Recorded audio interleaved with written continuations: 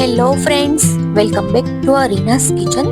આજે આપણે બનાવીશું શિયાળા સ્પેશિયલ તદ્દન દેશી રીતે બનાવશું ગુંદર પાક. ગુંદર પાક શિયાળાની બનતી બેસ્ટ અને હેલ્ધી રેસીપી છે. આ ગુંદર પાક શિયાળામાં દરેકના ઘરે બનતો હોય છે. દરેક અલગ અલગ રીતે બનાવતા હોય છે, પણ આજે આપણે તદ્દન જૂનવાણી રીતે બનાવશું. તો ચાલો રેસીપી જોઈ લઈએ.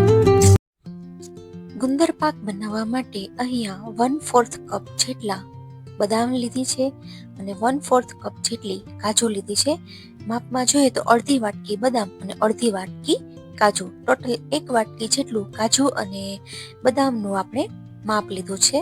તો કાજુ બદામનો આ રીતે આપણે અધ કચરો ભૂકો કરી લેશું, થોડોક કોર્સ પાવડર જેવું કરી લેશું અને વાટકીમાં લઈ લેશું. અને માપ જોઈએ તો 1 વાટકી જેટલો ડ્રાયફ્રૂટ પાવડર રેડી છે.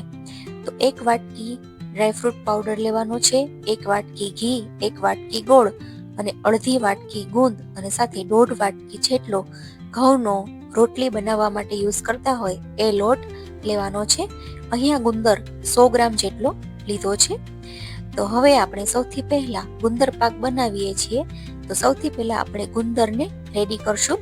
તો જે વાટકીથી ઘીનું માપ લીધું હતું એમાંથી થોડું ઘી કડાઈમાં લેશું અને હવે આપણે ગુંદર આ ઘી ગરમ થાય એટલે ફ્રાય કરશું. તો પહેલા ઘી ગરમ થયું છે કે નહીં એ ચેક કરશું. જો ગુંદર ઘીમાં તરત ઉપર આવી જાય તો ગુંદર તળવા માટે આપણું ઘી પરફેક્ટ છે. જો તરત આપણો ગુંદર ઉપર ના આવે તો તમારે થોડી રાહ જોવાની છે. તો ઘી સરસ ગરમ થઈ જાય એટલે ઘીમાં ગુંદર ઉમેરશું અને ગુંદર છે એ આ રીતે તરત જ ઘીમાં ઉપર આવી જશે.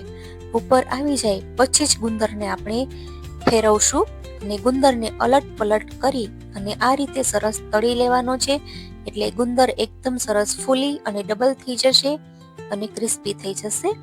એટલે ગુંદર તળવામાં ઉતાવળ ના કરવી, ધીરે ધીરે ગેસની ફ્લેમ સ્લો ટુ મીડિયમ રાખી અને ગુંદર તળી લેશું. બહુ હાઈ ફ્લેમ પર ગુંદર તળશું તો આપણું ઘી દાજ્યું થઈ જશે અને ગુંદરમાં પણ આપણે દાજિયા ઘીની વાસ આવી જતી હોય છે. તો આ રીતે મેં બધો જ ગુંદર તળી લીધો છે. તો હવે ગેસની ફ્લેમ બંધ કરી દઈશું એટલે ઘી ગરમ થયું છે એ થોડું ઠંડુ થઈ જાય. અને હવે આપણે થોડો ગુંદ વાટકામાં લઈ લેશું.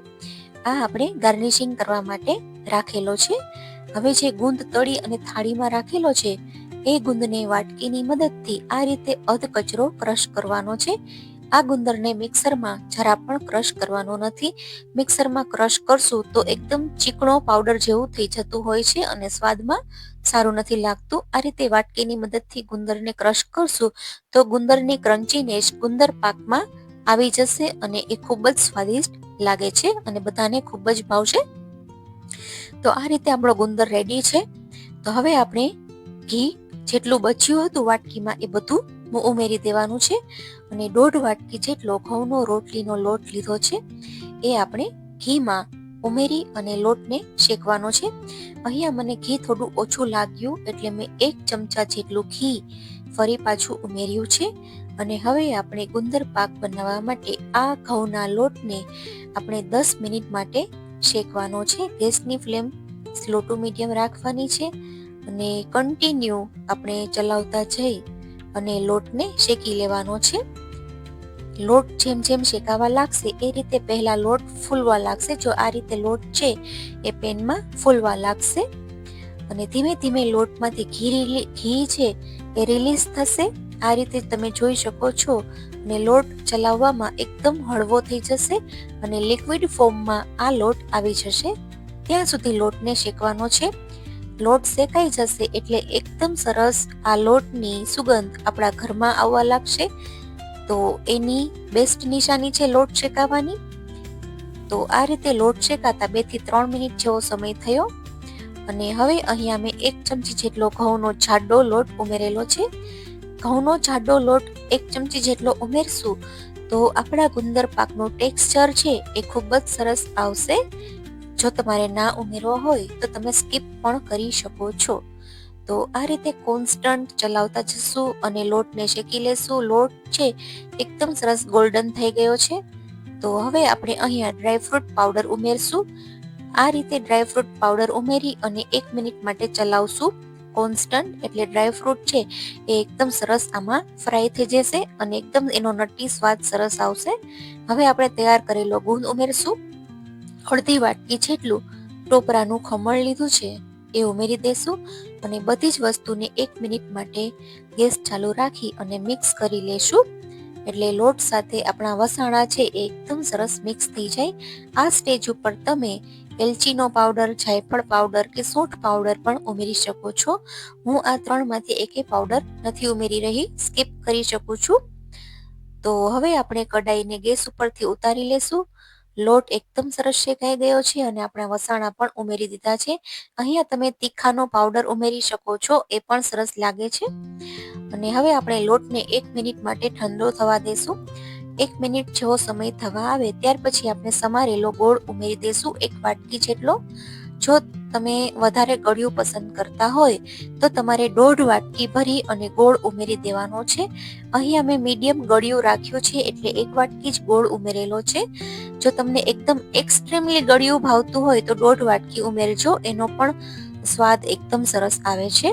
તો ગોળને આ રીતે કોન્સ્ટન્ટ ચલાવતા જઈ અને મિક્સ કરશું અને છેલ્લે 1 ચમચી જેટલું ઘી ઉમેરશું અને એકદમ સરસ શાઇનિંગ આપવા માટે ઘી ઉમેરેલું છે.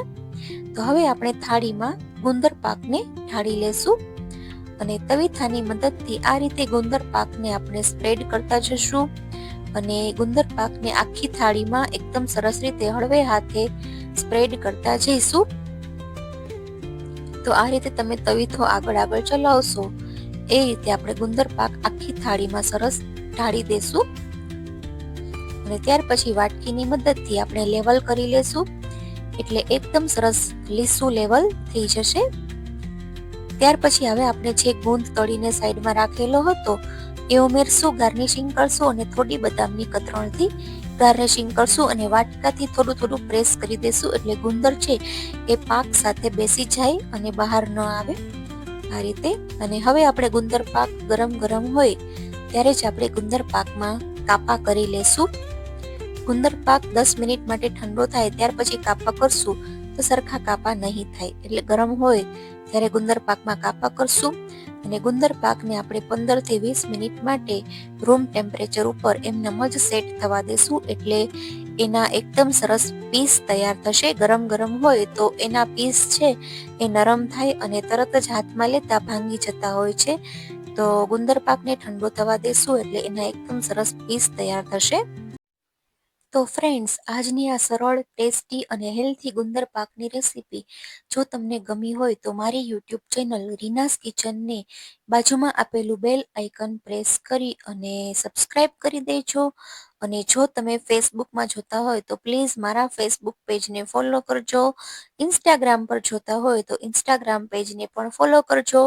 આવી નવી સરળ હેલ્થી અને શિયાળા સ્પેશિયલ રેસીપી જોવા માટે. તો thank you for watching. Bye bye, take care.